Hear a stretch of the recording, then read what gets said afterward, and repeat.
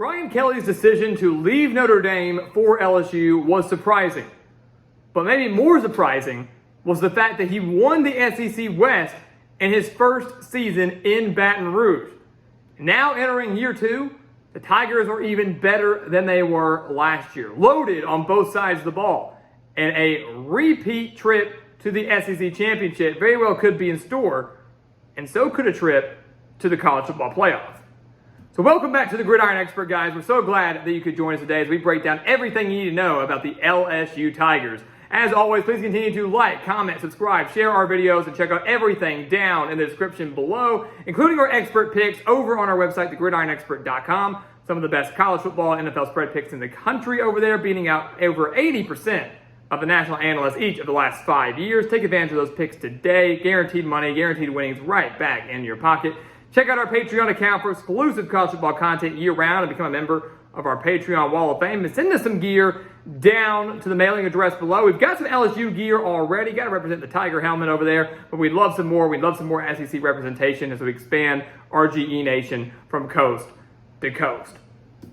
So let's take a look at this LSU team, guys. I absolutely love them. Last year was a bit of a shot for many. LSU winning the SEC West. They lose their season opener to Florida State. And, don't look too great early on in the year, and then finish the year at 10-4 with a big win over Alabama in the middle of that season to ultimately win the SEC West before falling to Georgia in the SEC Championship game. This year, they have a lot of those pieces that helped them get there, a lot of them back, including their star quarterback in Jayden Daniels, who threw for over 2,900 yards, 17 touchdowns, just 3 interceptions in 2022. Also led the team in rushing with 885 rushing yards and 11 touchdowns. 8 starters are back on offense as a whole. They average 34.5 points per game. Outside of Jayden Daniels, their top 4 rushers return. Logan Diggs is in from Notre Dame, transferring in. It's a huge addition for LSU that I don't think enough people are talking about. Malik Nabers is back at wide receiver after 1,000-yard season last year. And the offensive line, while that's the biggest concern offensively for me after giving up 45 sacks last year, the offensive line should be drastically improved with 4 starters back. LSU going to be phenomenal offensively.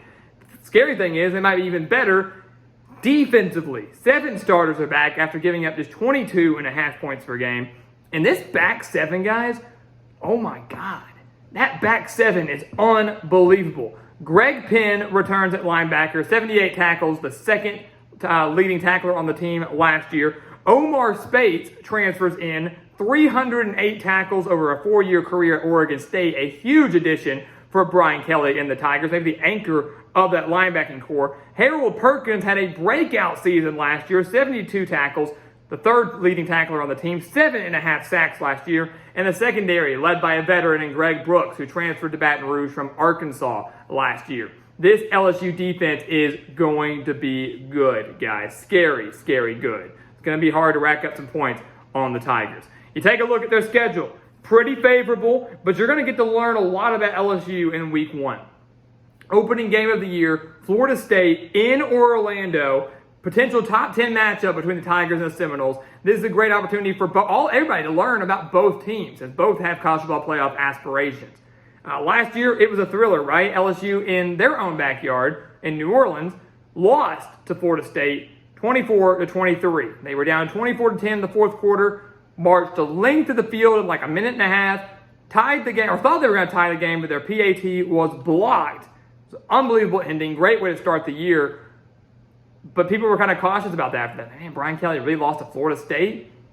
It was a bad look. Now you look at Florida State this year. They're elite. Jordan Travis is back. Great quarterback. 8 starters on offense. 9 starters on defense. They average just 20.6 points per game allowed defensively. They're really good. But I look at Florida State. While they're really good, I'm concerned about the quality of teams that they played last year.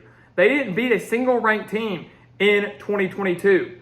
Did not beat a single ranked team. They only beat 3 teams that finished the year with a winning record. One of those was LSU. The other, Louisville and Syracuse. So Florida State's great, but I think LSU owns the edge in a lot of areas here. And I think they're going to be wanting revenge over Florida State after the way things ended last year. Florida State won in LSU's backyard last year. Let's give LSU the win in Florida State's backyard this year. Going to be a very close game. No better way to start the year on that Sunday night. but LSU does beat Florida State in week 1. They beat Grambling in week 2. They beat Mississippi State in week 3. Last year, LSU trailed the Bulldogs 13-0 and 13-7 at halftime, but battled back to win 31-16. LSU, to me, owns the edge in every aspect here except for home field advantage, and the Bulldogs, unfortunately, dealing with a brand new head coach after the passing of Mike Leach. LSU should win that game. I do believe they'll beat Arkansas in Death Valley, another game where LSU maybe should have lost. Arkansas gave LSU everything they could handle without KJ Jefferson. So, LSU barely survived the Razorbacks in Fayetteville despite Arkansas not having their starting quarterback, and at one point even switching to their third-string quarterback in Cade Fortin because they couldn't get the offense going at all with Malik Hornsby. But the game is now in Death Valley. Not an easy place to play at all. Arkansas should have a healthy KJ Jefferson. The run game should be great, but I'm still cautious about that Razorbacks defense that showed up to play against the Tigers last year, held them to 13 points, but I don't think can replicate that success this year. At home, LSU does beat the Razorbacks, although it's closer than people think. And then they go on the road to Ole Miss. This is a weird trap game for me. I look at this game and say, Ole Miss can beat LSU, especially in Oxford. But will they? I'm going to say they don't. I think LSU is going to beat the Rebels, but would not be shocked at all to see Ole Miss win this game. LSU was down early to Ole Miss last year, trailed 17-3 to the Rebels in Death Valley. But then they woke up. That was kind of, I feel like, a trait for LSU last year. They kind of started really slow. Started slow against Florida State, almost came back and won that. Started slow against Mississippi State. Started slow against Arkansas. Started slow against Ole Miss. Started slow against Auburn. And yet found ways to come back and win the majority of those games. Ole Miss was no exception. LSU won 45-20 last year over the 7th-ranked Rebels. They had 500 yards of offense. I think that was when things kind of started coming together offensively for LSU.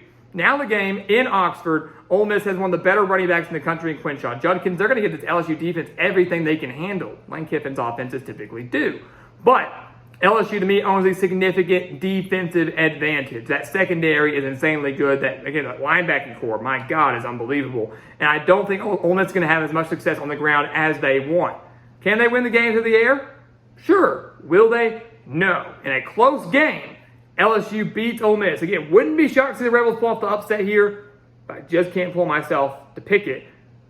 LSU does win this game. Then they beat Missouri the next week. Another trap game as well. Can't afford to overlook the Tigers. Whether that's in preparation for Auburn, whether that's a little bit hungover from Ole Miss, whether they lose that game or they're hungover after a tight victory. Missouri's no slouch this year, especially defensively. 8 starters back on that side of the ball. Team that held their opponents just 126 rushing yards per game. And like LSU, has a very strong back 7. The last time here, back in 2020, LSU lost to Missouri, 45-41. But the Missouri offense is what concerns me the most. They've got a new offensive coordinator. They've got some talent there, no doubt. But can it all come together to exploit this LSU defense? I'm going to say no. The game's closer than people think. I think LSU is going to have a lot of close games, but they will be on the right side of them. LSU beat the Tigers. They beat another set of Tigers the next week. They'll take down Auburn. Hugh Freeze is there, and that's phenomenal. Auburn will start to improve, I think, next year. I think they'll be a bowl team this year. But I don't think Auburn has enough to be an elite SEC contender in year 1. I know LSU trailed Auburn 17-0 last year before battling back to win 21-17. Had a pretty remarkable comeback there. Auburn also just was an ultimate choke job, if we're being honest. But LSU did deserve to win that game in the end. But now the game's in Death Valley. Auburn dealing with a lot of key new pieces, new coaches, new schemes. I just don't think they're going to have enough to beat LSU in their house. Tigers win that game. And then they beat Army in an intriguing non-conference game. Always love getting to see, those military academies play some elite Power 5 programs. Always fun to see how they shape up, the Power 5 teams shape up against that triple option, that different style of ball that most teams don't run. So that's going to be a fun game to watch. And Army has given teams like Oklahoma and Michigan some scares in the past, but I don't think they do the same to LSU. The Tigers enter their bye week, guys, at 8-0. They're undefeated. They're a top 5 team in the country. Things are looking good, and everything could come down to this game at Alabama. The SEC West could be on the line. Playoff hopes and berths could be on the line when they travel to Tuscaloosa to take on Alabama. Let's keep in mind, they beat Alabama last year, 32-31 in overtime. Brian Kelly learned his lesson, right? He kicked the extra point against Florida State. That lost them the game. Against Alabama, he said, we're at home. Typically, you don't go for 2 when you're at home. Typically, you're going to go for 2 for the win when you're on the road. He said, no, I don't want to risk losing the game like we did against Florida State. We're ending it here and now. And they did. Beautiful drawn-up play. LSU got the win by 1 point, ultimately ending Alabama's playoff hopes and ultimately giving LSU the SEC West. So it was a huge, huge game. Same thing can kind of be on the line here. But I think LSU drops this game to Alabama. Now, I know many are going to be quick to say, we're not losing to Bama. Bama loses Bryce Young, and they lose so much. Who's their quarterback? And you're right.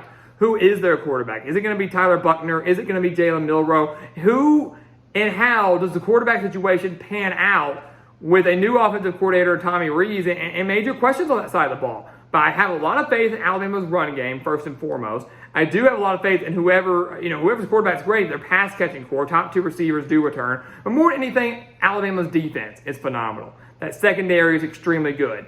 LSU, to me, is going to have to win this game on the ground. Can they do it? Yes. Will they? No. Bryant-Denny Stadium, not an easy place to play. Alabama with revenge on their mind. I just don't see LSU having enough to go into Death Valley or to the Bryant-Denny Stadium and win this game. Alabama has lost 8 games at home under Nick Saban. 3 of those games came in just his first year. So 5 games at home over the last 15 years for Alabama. I don't think they follow the Crimson Tide to LSU here. LSU takes their first loss of the year. They're 8-1. I do think they'll bounce back, though, and win their next 2, beating Florida and Georgia State. They beat Florida by 10 last year. The Gators going to have a rough go-around this year. I think in year 2 under Billy Napier, the game in Death Valley definitely benefits them. They should coast past Georgia State, of course. So they are 10-1 entering senior day against Texas A&M. And you want to talk about revenge? Revenge is on the mind of LSU here against the Aggies. LSU was number 6 in the country last year, facing an A&M team that had just 4 wins.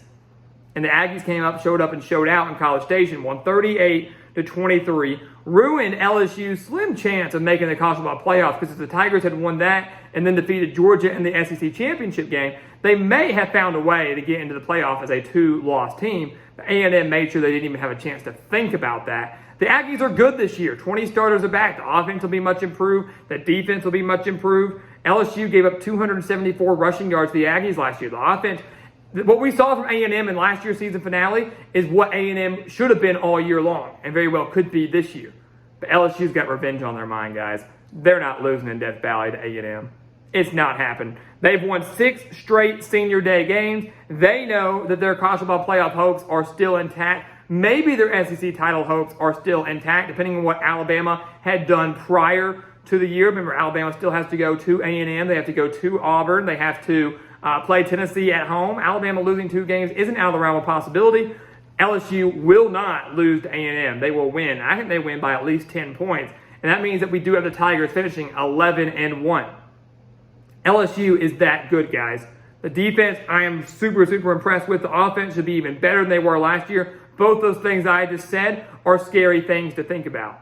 An undefeated season isn't out of the realm of possibility, but I do think LSU slips up somewhere. I mean, Florida State's not going to be easy. The Ole Miss game is a major trap game. Alabama, extremely tough. They're slipping up somewhere, but I don't think they're slipping up twice. This team is too good, I think, to slip up twice. So at 11-1, guys, LSU could get themselves back to the SEC championship. It really comes down to what Alabama does. If Alabama loses 1 more conference game or loses 2 conference games, then LSU gets in. If they don't, LSU's on the outside waiting in. But at 11-1, if Alabama were to lose the SEC championship game, more than likely to a team like Georgia, you could see LSU get into the college football playoff despite not even playing for the conference championship. We've seen it happen before. Wouldn't be shocked to see it again. Brian Kelly is doing a remarkable job in Baton Rouge. Last year was a major surprise. This year, it's not going to be a surprise. No one's doubting the Tigers. No one's overlooking the Tigers. It's expected in Baton Rouge, and Kelly is going to deliver. So, guys, as always, thank you so much for watching us here at the Gridiron Expert on YouTube. Make sure to continue to like, comment, subscribe, share our videos. Check out everything down in the description below, including those expert picks over on thegridironexpert.com, including our Patreon account for exclusive college football content year-round, and our mailing address to send us some of your team's gear to be represented in every single Gridiron Expert video. And once again, guys, as always, thank you so much for watching, and we'll see you next time right here on the Gridiron Expert. Yeah.